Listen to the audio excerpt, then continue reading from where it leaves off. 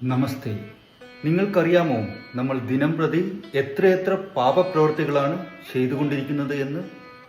ഇത്തരം പാപപ്രവൃത്തികൾ നമ്മളെക്കൊണ്ട് എത്തിക്കുന്നത് വളരെ ദുഷ്കരമായ മരണാനന്തര ജീവിതത്തിലേക്കായിരിക്കും.